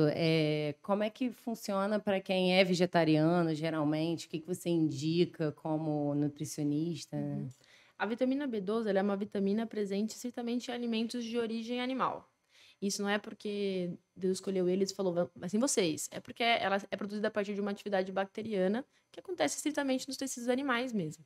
Então, quando a gente tem a restrição desses tecidos, que são as carnes que a gente consome, ou até mesmo os lácteos, os ovos, a gente para de ingerir aquela vitamina naquele formato, né? Hoje a indústria propicia uma série de opções que são fortificadas com a vitamina B12, mas ela é um ponto de atenção, sim, para esses casos. Só que eu sempre falo sobre a B12 em outros contextos também, Cami, porque hoje a gente tem um quadro exacerbado de deficiência de B12 e que não está associado ao veganismo e ao vegetarianismo, né? Então, o veganismo a gente fala de uma restrição total ali, então a observação deve se olhar com ainda mais carinho, e a deficiência de B12 ela leva a um quadro de anemia, a deficiência de B12 ela leva a comprometimento de quadro cognitivo, então é um nutriente que em falta compromete muito a saúde, com toda certeza, mas tem milhares de pessoas que comem carne, que são onívoras, que a gente faz medição de B12 e a gente entende hoje que tem uma deficiência ali, justamente pelo processo de agropecuário que a gente tem, justamente pelo processo de armazenamento. É difícil de entender, né? Uma série de antibióticos que são utilizados hoje também nesse processo dentro da indústria que a gente hoje consome. Então, tem várias questões que entram nesse cálculo, né? Nessa equação. Mas a B12 ela é uma atenção para o público de uma forma geral. A B12, por exemplo, é muito, muito comum de pessoas que fazem uso de antiácido, né? Que inibem a produção de fator intrínseco, que é algo muito importante no intestino da gente, que absorve a B12, que é importantíssimo lá no processo de absorção. Para conseguir absorver B12, a gente precisa desse fator intrínseco. E se a gente toma esse antiácido, a gente diminui essa produção. E as pessoas, elas super... E aí, a gente linka o antiácido com o quê? Com a rotina que a gente tem hoje em dia, que é uma rotina corrida, estressante, que as pessoas tomam porque dá aquela gastura no estômago. E aí, eu vou tomar você pode remédio, dar até alguns nomes de antiácidos, assim, para quem está assistindo, até se localizar. Você pode ser uma dessas. São os famosos ozóis, né? Então, pantoprazol, omeprazol, essa família do OIS aí no finalzinho. Depois de ir pro churrasco e tomar aquela cerveja, toma um omeprazol. Tem um primo meu que eu não vou falar o nome, mas que... E aí, Deixa tipo quieto, assim, deixa quieto. E muitas vezes as pessoas tomam esse antiácido, claro, por uma questão de estresse, ou elas têm uma intolerância a algum nutriente específico e não sabem, refluxo. E aí, que pode ser uma intolerância, pode ser alguma questão alérgica a algum alimento que não sai da rotina, que não conseguiu observar. E aí, não é só isso, né? Então, a gente consegue esbarrar ali em deficiências nutricionais que estão muito próximas. Então, deu o exemplo do cálcio, agora a gente tem o exemplo da B12. Os exemplos são múltiplos de interações com os hábitos que a gente tem hoje em dia e que podem levar a deficiências nutricionais e que esbarram realmente na qualidade de vida mesmo, né? Sim. E aí, então, assim, realmente para ficar claro, até para quem, pô, às vezes está vendo e realmente adota a prática, né? Hoje, então, quem deixa, né, de considerar na dieta a carne, ela consegue repor isso através de outros alimentos, como você colocou, dos laticínios, etc., ou realmente é algo que ela precisa de suplementação, você diria? Tá. A carne, de uma forma geral, assim, a gente consegue substituir as proteínas, né? Que é o mais importante. Então, a carne hoje, ela é fonte de zinco, ela é fonte de magnésio, ela é fonte de complexo B, a carne ela é um alimento rico nutritivamente também. Mas a gente consegue substituí-la dentro de uma dieta à base de vegetais, com certeza, a proteína. A B12 é um caso à parte, então a gente precisa observar a B12 com bons olhos. Mas a proteína, então a gente entra na questão do arroz com feijão, então dessa associação, né, da proteína completa, de juntar o cereal e a leguminosa, né, que é o feijão e o arroz, o grão de bico e a quinoa, né? Vamos fazer. Como são essas combinações? Vamos chegar lá, vamos completar um no outro ali, dá super para fazer. Então a questão hoje proteica, a gente já entende aí com muito argumento que de fato a gente consegue entregar um aporte proteico excelente para o paciente que tem uma dieta de base vegetal. Então não é uma questão. Então, muitos pacientes, inclusive, procuram nutrição por isso. Putz, queria muito parar com carne, não me sinto bem comendo carne. Tem uma questão sustentável que, para mim, é muito importante, quero conseguir. Mas e aí, eu vou ficar desnutrido? Não vai ficar desnutrido. A gente tem hoje compreensão total de que é um estilo de vida que dá para ser adotado e que não compromete a saúde, não. É verdade. E estava falando isso, quando a gente fala proteína, a gente, há muito pouco tempo, assim, não digo muito tempo, eu pelo menos que sou leiga assim, no assunto, já ligava a proteína animal. Então, já ligava a carne, ao frango, enfim. Verdade. E hoje a gente sabe que tem a proteína que é vegetal, né? Que é grãos, enfim, quinoa, que você está falando que eu realmente, há muito pouco tempo, não escutava assim falar de fato. Então, Das assim, proteínas vegetais, né? então, ó, gente, proteína não é só carne. Não, toma cuidado com isso aí. É isso aí. Aproveitando no Papo Eco, a gente sabe aqui que né, muitas das vezes o consumo de carne ele vem atrelado aí um consumo muito grande de outros recursos naturais, né, como um bife custa realmente, né, em termos de recursos, às vezes um volume gigante de água e, enfim, e aí ultimamente, né, a gente vê que começa realmente a ter uma preocupação maior com isso. E não necessariamente, né, existe uma aderência 100%, né? A gente vê que alguns são vegetarianos, outros veganos, outros peixetarianos, e a última que eu escutei agora foi o flexitariano.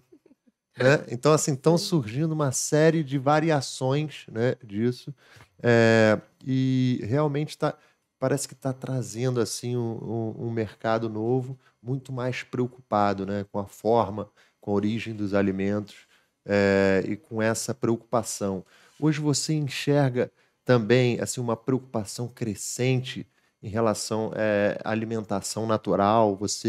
Desde que você começou já a atuar, você vem notando isso de fato?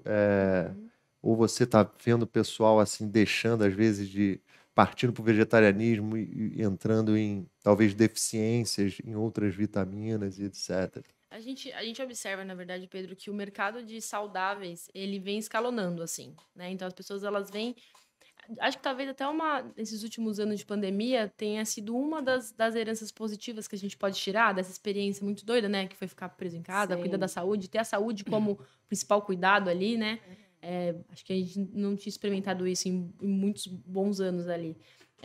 E essa atenção, esse cuidado com o saudável, ele vem crescendo muito esse mercado, né? Então, o mercado de nutrição, então, que é o mercado que eu atuo, e ele vem crescendo muito as opções, então, o leque de opção para que seja possível seguir a linha de alimentação mais saudável possível, então mais próximos. Hoje os produtos minimamente processados, eles têm um espaço maior em todos os lugares, então você encontra com eles em drogarias, você encontra com eles em postos de gasolinas agora, que antigamente não tinha, você encontra com eles uma categoria muito maior no supermercado, que antes era uma gôndola ali escondida, e hoje você pode encontrar realmente um corredor de saudáveis. Então, é um mercado que vem crescendo. A gente sente esse crescimento de uma forma, num volume muito interessante, e a gente pode até linkar realmente com o que foi esse processo de pandemia, que exigiu que a gente olhasse com mais cuidado para a saúde, e eu, inclusive, fico muito feliz com isso, porque está crescendo. O que eu acredito, então, segmentos que eu de fato acredito, que é onde as pessoas elas conseguem se nutrir e se encontrar muito mais saudáveis ali, mas a gente vem gerando uma preocupação muito maior da indústria em desenvolver possibilidades para esse cuidado sustentável, desde em relação à restrição de carne ou a processos mais saudáveis. Então, antigamente não se ouvia falar sobre galinha de vida livre como opção de proteína, como uma opção de frango para você comprar ali no mercado. Muito menos as opções fartas que a gente tem hoje de frango vegetal, carne vegetal, que querem ter um sabor similar à carne, mas tem um dano... Uma outra origem, né? Tem uma outra origem, né?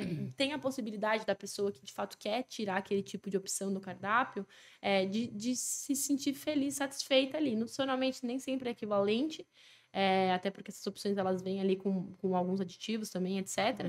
Mas são opções, né? Então, grandes indústrias olham para isso agora. Então, porque tem público, né? Então, a gente observa que se estão olhando para isso, é porque a gente tem uma demanda ali que está surgindo. Eu estava vendo um esquema interessante, né? É uma empresa nova, não sei nem precisar qual é o certo, mas ela fazia testes, né, de inteligência artificial com uma série de ingredientes, né? E aí ela buscava identificar e combinar esses ingredientes, que eram todos naturais, para chegar o sabor, por exemplo, do atum, da carne bovina e tal. E aí o resultado era uma coisa louca, assim, tipo... o que é então? Quais são os ingredientes, né, para ter um sabor de frango? Era uma coisa tipo assim, repolho com leite, com noz moscada, e aí dava o resultado, né, mais próximo possível. Mas aí, enfim, parece que esse é um caminho, né? Mas de toda forma parece que ainda assim, né, alguns nutrientes presentes na carne, eles ainda precisam ser complementados. Eu já entendi, desculpa. Realmente a gente já consegue fazer uma dieta geral, mas essas novas carnes, elas possuem essas vitaminas, né, das carnes verdadeiras, né? Ou essas carnes processadas. Deu para entender? Deu para entender super, Pedro. Beleza. Não são equivalentes. Então, não é a mesma coisa você comprar um bife ali, ainda mais quando a gente fala das carnes magras, né? Então, vamos falar do patinho, vamos falar de uma carne que tem aí uma composição menos rica em gordura. Não é equivalente você comprar um hambúrguer de origem... Grão de bife. Exato. Não tem a mesma equivalência ali. Mas a gente consegue bater todos os nutrientes em outras coisas. Então, é por isso... A gente é tão vasto, né? A gente entra de novo na questão da variedade. Então, tem uma variedade que a gente consegue combinar para chegar nesses mesmos nutrientes. Mas não é a mesma coisa.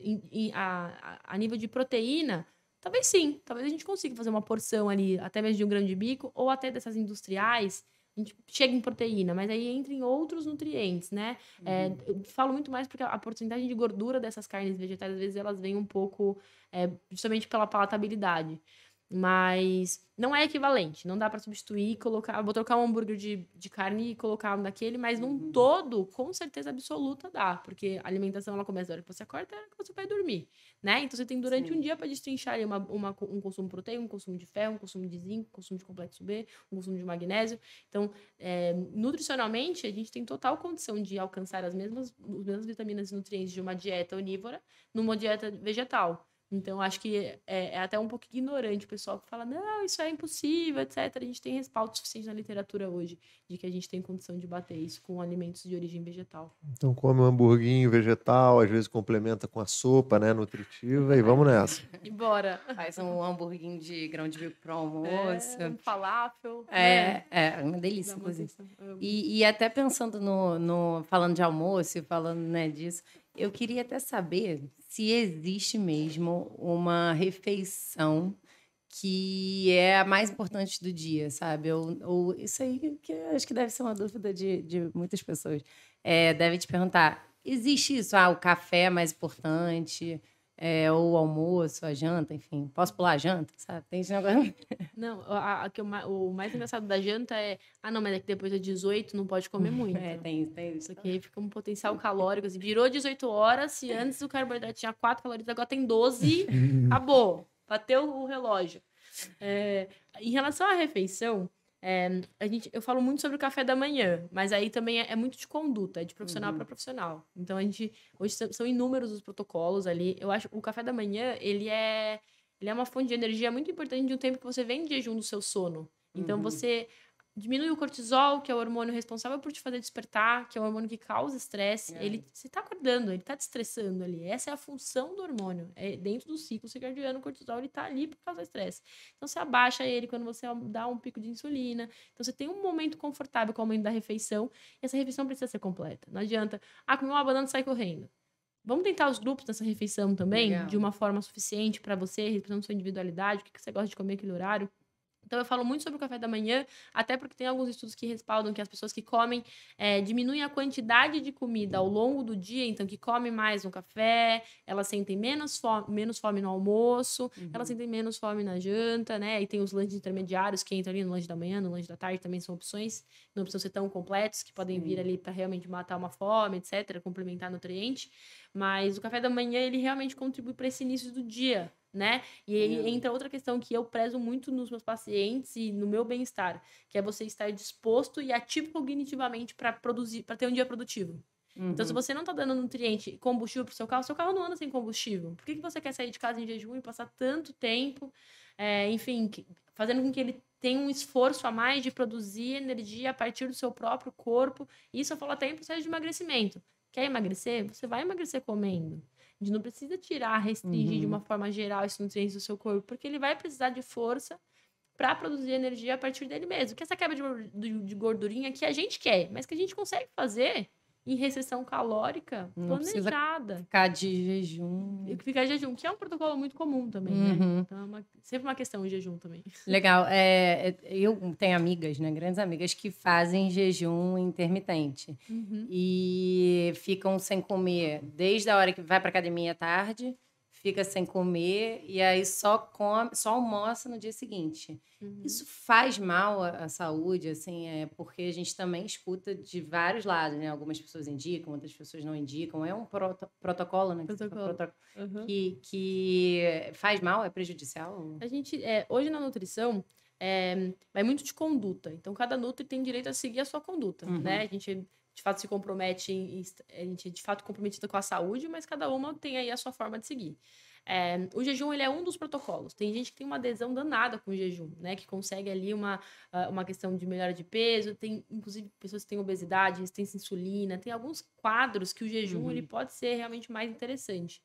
Mas não é o protocolo que eu e Isabela priorizo. Porque a alimentação, ela é um ato social. A alimentação, ela é uma fonte de energia. A alimentação é uma fonte de nutrientes. Se eu faço uma refeição só, que é, por exemplo, o almoço, igual da sua amiga, e depois um lanche da tarde, eu bati a quantidade de nutrientes que eu preciso. Eu bati a vitamina C, eu bati o cálcio, eu bati o zinco. Como tá o complexo vendo essa brincadeira? Cadê meu magnésio? Cadê meu selênio? Onde que ele tá? As mais importantes eu bati. Muito difícil a gente conseguir alcançar fazendo 2 refeições por dia, né? Quantidade de fibra, gente. Uma questão que esbarra muito de jejum intermitente, às vezes a pessoa tem uma disfunção intestinal ali, porque ela não ingere uma quantidade ideal de fibras ao longo do dia. Então, realmente, será que a única alternativa é sempre que eu pergunto, mas eu me dei muito bem com o jejum. Você teve reganho de peso? Porque o jejum é parte do princípio de que você come 2 vezes ao dia ou que você come pouco, ou que você vai comer só numa janela específica do seu dia. Tem vários tipos de jejum, né? Você consegue sustentar isso? Então, para mim, essa é a pergunta. A gente pode começar um protocolo alimentar hoje. Se você falar para mim que realmente até por muito, muito tempo, assim, você não consegue nem enxergar até onde isso vai. Você consegue ficar nesse protocolo. Porque senão a gente vai trabalhar com reganho de peso, a gente vai trabalhar com uma descompensação que você vai ter mais para frente, que entra nessas dietas restritivas muito malucas, que a gente conversou no comecinho. É um dos momentos que eu mais me divirto na anamnese. Me fala um pouquinho do seu histórico alimentar, já fez dieta? E aí as pessoas vêm com essa... Eu juro que eu me divirto, assim, meus pacientes sabem. Eu dou risada de verdade, porque tem vários protocolos que eu acho icônicos, assim. Porque as pessoas fazem, elas acreditam, e muitas vezes não é prescrito, então não tem um profissional por trás daquilo. Não, é o Google. A fruta, igual você falou da fruta, bola da minha cabeça. Então tem várias formas de fazer. Vamos escolher uma que você consiga sustentar, porque senão você vai esbarrar, você vai chegar no emagrecimento ali, você vai sustentar esse peso que você perdeu, você vai ganhar ele ali. E aí tem uma questão do jejum, que para mim também é muito... enfim, é uma das coisas que exclui, que é a questão neurológica. Então, pro seu corpo, toda a gordura que você tem ali, é uma coisa que ele guardou para que você consiga existir. Ele não guardou aquela gordurinha ali porque ele acha que você precisa daquela silhueta. Ele guardou porque você comeu demais em algum momento e ele falou, vou estocar. Ele vai fazer o quê com aquilo? Ele vai guardar, porque você escolheu comer demais naquela situação. Quando ele começa a perder para aquilo, esse movimento para ele não é saudável. Ele não tá falando, tô perdendo aqui meu estoque. Ele tá bolado. Vou começar a restringir energia aqui. Entendi. Então, muitas vezes a gente entra num processo, a gente altera o funcionamento metabólico, a gente mexe no metabolismo energético para gerar um emagrecimento. Aí a gente chega no emagrecimento, aí a gente esquece porque a gente emagreceu, ficou feliz, e aí ganha de novo. E aí ganha de novo numa condição de o corpo tá ainda mais, putz, vamos guardar isso aqui, porque ela perdeu. Entendi. Então, tem uma questão ali, óbvio, tem todos os hormônios que fazem essa cascata. Mas a historinha é mais ou menos essa. Não adianta, Legal. então, fazer o jejum intermitente e passar o dia cansado, né? Também. E se eu entro no jejum, gente, eu perco a sociedade, eu paro de trabalhar, sou demitida, sei lá o que acontece. Perco todos os pacientes. A namorada adora jantar pipoca. Eu falo, não dá, eu fico morrendo de fome. Inclusive, eu ia até falar com ela hoje. Não dá pra jantar pipoca, não. Eu preciso comer uma fruta, um legume e outra coisa pra complementar. Que eu vou... Interessante, cara. Eu vou até trazer uma experiência aqui pessoal, né? Minha esposa, ela também cozinha muito legumes. E assim, eu realmente, assim, cara, fico olhando a forma que ela faz e eu vejo que ela junta um monte de legume numa panela só, tá? E ela realmente mistura aquilo. Provavelmente são os ingredientes que são ideais para a nutrição, né? E aí ela vai comendo realmente aquilo de forma pausada, de forma periódica e tal. E eu tenho uma dificuldade danada, né? Provavelmente deve ser a melhor nutrição, né? Pô, um dado legal também. Hoje a gente faz compras, né, no hortifruti perto de casa. E na segunda-feira a gente compra uma série de legumes por R$ 1 o quilo. Olha aí. Então, pô, fica até uma reflexão, né? Pô, que é uma das outras perguntas. É caro, né? Às vezes não é orgânico, não, né? Nem sempre, vamos dizer assim. Mas, assim, é um custo muito baixo. E eu vejo que a forma também de você expor, sabe? Realmente os alimentos faz toda a diferença. Então, vou dar um exemplo, assim. Eu estava vendo um prato, né? Que ele parecia um frango a passarinho, né? Só que ele era, de fato, brócolis empanado. Então, esse é o prato que eu curto, entendeu?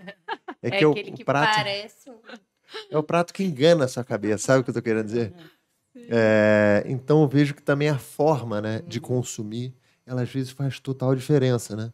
Porque, assim, só de parecer uma coisa gostosa, te dá mais apetite para fazer, né? Nem todo mundo, amor, beijo grande, é tão guerreiro assim, né? Para ter esse hábito, essa tranquilidade para inserir, comer esses nutrientes. Isso é algo que você também estimula junto dos seus pacientes? Como é que é? Você vê um pessoal também com dificuldade, assim, pô, tudo bem, mas, pô, beterraba não dá, né? Como que eu vou aderir isso ali, né? Isso é comum, né? Porque em algum momento isso não foi introduzido de uma forma normal, não fez parte ali, né? Dentro do seu hábito alimentar. E é isso. Eu sabendo que legumes são super importantes, conhecendo o Pedro, sabendo dessa limitação de inserção na rotina, como que o Pedro fala, então, Pedro? Porçãozinha aqui de 200 gramas de abobrinha por dia, berinjela também, né? Inclusive, você pode substituir a Fica tudo, abobrinha bate no por... liquidificador e não. Não, gente, não tem como desconsiderar que ele tem um ser humano que tem um histórico alimentar, né? Que tem uma questão. Mas existem várias formas da gente apresentar um alimento para uma pessoa. Existem várias formas da gente introduzir aquele alimento dentro de uma rotina. E aí é entender dentro da sua rotina como que aquilo faria sentido. Por exemplo, a milanesa ali, talvez não seja a melhor opção, porque a gente está falando de uma fritura de imersão, talvez. Mas se a gente conseguir realmente E o airfry? colocar numa fazer alçado, passar numa air fryer, fazer de uma outra forma. E aí entra um pouco da gastronomia, né? Toda a faculdade de nutrição tem essa matéria, todo mundo é obrigado a passar na cozinha, ficar de chefinho, entender minimamente o processo de preparo, do corte ao processo realmente de cocção do alimento.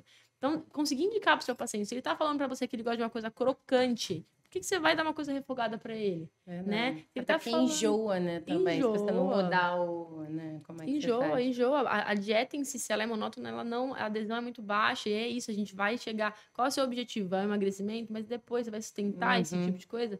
Então, são várias formas. Quando eu trabalhei em escola, né, por um período.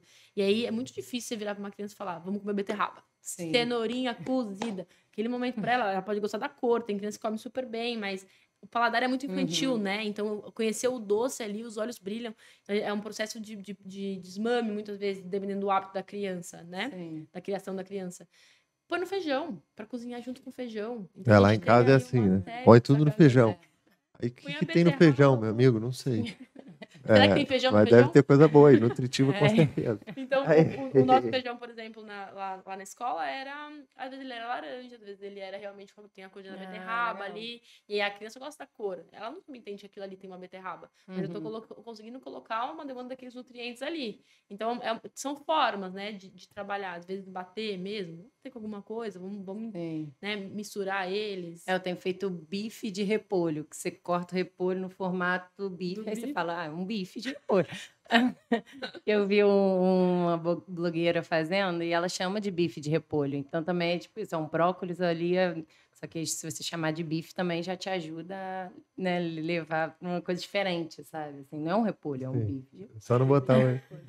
Mas eu fico também, cara, eu não sei se eu tô viajando, mas eu penso aqui, o airfryer para mim foi meio que uma revolução, assim, né? Porque facilitou muito o dia a dia, né? E etc. E eu vejo também que, pô, você acabou de mencionar que o airfryer pode ser uma opção, né, de comer talvez algo mais crocante, só que de uma forma, né, mais saborosa, talvez mais fácil de preparar. A gente pode dizer que assim o airfryer ele trouxe a possibilidade aí de você ter uma alimentação mais saudável? A air fryer, gente, ela diminuiu o consumo de frituras de imersão. Então, a gordura ela é um nutriente extremamente calórico e que a gente torna qualquer alimento calórico quando a gente, de fato, frita na imersão, né? Então, é aquele momento que a gente afunda, seja qual for o alimento, naquela panela de óleo prontinha para estralar, Sim. né? Aquele alimento, ele funciona como uma esponja. Então, ele vai e adere todo aquele óleo para ele, que é aquela hora que a gente fica com o lábio cheio de óleo aqui e tal. Esse processo, ele terminou quando eu coloco no air fryer. Então, eu dou a experiência da crocância. O paladar não é igual. Tem muito paciente que fala, mas é um processo, né? E o paladar, e eu não me canso de falar, o paladar, ele é moldável. Então, se tem um paladar agora, mas você pode mudá-lo. Então, que é a questão do paladar infantil, que é justamente estimulado muito pelos químicos que a gente consome hoje em dia na nossa rotina, que foram desenvolvidos pela indústria. Quando você vai mamando desse paladar, chega um momento que o doce fica doce demais. Chega um momento que você fala, gente, quem eu me tornei? Né? Então, eu já ouvi de paciente, eu me tornei o que eu mais temia. Eu como chocolate 70% cacau. O branco é muito doce. Então, eu gosto muito de chocolate. Tudo bem, então vamos começar com esse chocolate aqui. E aí, porque isso é importante pra você. Vamos tentar o de 40% agora? E agora o de 70%? Ele é completamente modificável. Então, quanto mais você alimentar ele, sustentar um paladar infantil, mais é esse formato que ele vai ter. Então, a air fryer, ela veio com uma possibilidade de a gente conseguir tirar um pouco do gosto do que é a gordura, que dá essa palatabilidade incrível, começar a trazer um pouco do que é o gosto do alimento, né? Tem gente que come batata e não sabe o gosto de uma batata, você sabe que é o gosto da batata frita. E a Com batata? ketchup, com ketchup. Com ketchup. A batata mesmo não sabe exatamente como é o gosto dela ali. Então, o airfryer ganhou ponto tem aí seu nessa, poder, né? tem seu Só não poder. pode encharcar de óleo e jogar no airfryer. Isa, muito bom ter você aqui. E agora a gente vai aproveitar para entrar num quadro rápido, assim, de respostas rápidas sobre o nome do quadro, qual que é, Pedro? Mito ou verdade? Então, ó, vamos lá. Sabe que tem muito mito que a gente acha que é verdade, muita verdade que a gente acha que é mito, enfim, né? Ficou até confuso aqui. Mas aí a gente quer te perguntar, mito ou verdade? Primeira questão, água com limão pela manhã, é bom ou ruim? Gente, mito e cuidado com o esmalte dentário. Amigos dentistas. Venham aqui, dentista, e apareçam. Bom, vamos lá. Comer à noite, engorda ou não engorda? Gente, depois do clock do relógio, não fica mais calórico. Eu juro que não. Então, não faz diferença. Só saiba comer a porção ideal. Beleza. Outro mito ou verdade? Dieta balanceada melhora o humor e mantém a energia em alta? Com certeza absoluta. Eu mesmo. Se eu tô sem comer, vocês saberiam de fato. Assim, eu vim Ai. bem alimentada hoje pro nosso bate-papo. Bom, então a gente Com não ia certeza. fluir, não ia... Repolho. Dá gases? Gente, o Ô, louco. repolho. Sorry. O repolho, alguns outros vegetais também, eles são... Tem uma fibrazinha ali que chama rafinose, que muitas vezes ela fermenta, ela não é muito bem digerida, e aí pode dar gases. Olha, isso eu não sabia. contagem de calorias importa? É mito ou verdade, aliás? Eu tô fugindo do mito e verdade aqui, gente. Errei o quadro. Confundi muita coisa. A questão das calorias. Médio, hein? Essa eu fiquei. Tem médio? Porque, pra fechar, hein? Pra fechar. Caloria. Se fosse só caloria, né? Seria muito mais fácil. A gente poderia entrar na questão do. Vai faltar nutrientes, se a gente comer a mesma coisa, da dieta monótona, né? Mas as calorias são importantes, porque a gente precisa atender. É o que a gente precisa de energia para cumprir o nosso dia. Mais do que aquilo, a gente entra numa situação de estoque. Entendi. Menos do que isso, a gente entra numa situação de desconforto metabólico também. Muito menos, né? Sim. Menos dá para se calcular isso e ser saudável também, que é o que a gente faz em restrição calórica. Então, é uma questão. Não é tudo sobre calorias. Não é sobre só ficar olhando o pacote. Não é, gente. Beleza, então a gente já aprendeu. Tem que ter os grupos também alimentares se complementando. Sim. Maravilha. Bom, acho que eu encerrei. Você tem mais algum mito ou verdade aí para lançar? Acho que foi excelente hoje. Hoje foi um episódio incrível. Agora, sim, acabaram as desculpas, pessoal. Eu sinto informar. Mas, assim, para você que estava realmente em dúvida, a gente respondeu muita coisa legal sobre nutrição hoje. A gente aprendeu bastante, hein? Sim, eu vou já até beber mais um pouquinho de água espaçado, enquanto você está falando aí. Dormir cedo e tal. Amanhã, inclusive, eu vou para a praia, brincadeira. Tomar um solzinho. Muito legal, Isa, ter você aqui. A gente vai levar muito conhecimento para casa e o pessoal com certeza que vai assistir. Então, assim, para fechar mesmo, acho que seria legal você, como uma especialista, né, pós-graduada, passar para a gente, de fato, se você tem alguma coisa que te inspira, alguma coisa que você estuda, alguma série, algum livro, para indicar para quem está assistindo, que quer seguir essa alimentação mais natural, enfim, tem alguma coisa aí para...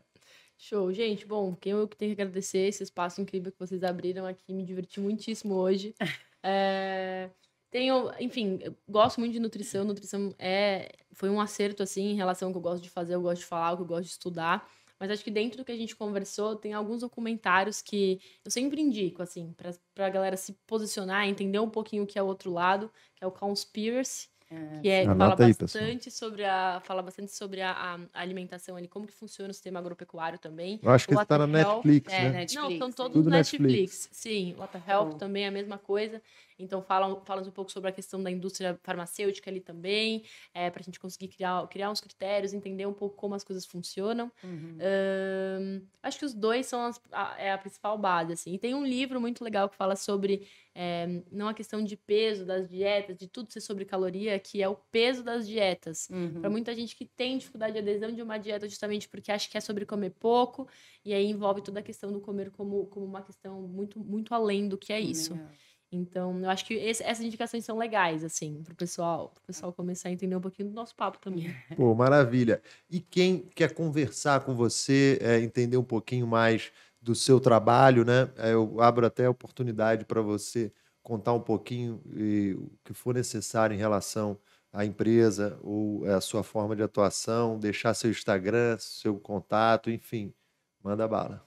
Gente, eu sou meio low profile, assim, então realmente eu sempre brinco que eu fico devendo um Instagram com muitas artes trabalhadas do Canva, mas não acho que talvez seja um problema. O que eu tenho para divulgar é a Posiciona Brand, que de fato é a nossa agência, é um formato de negócio que a gente desenvolveu justamente para conseguir posicionar marcas, essa criação de conceito e critério no mercado nutricional.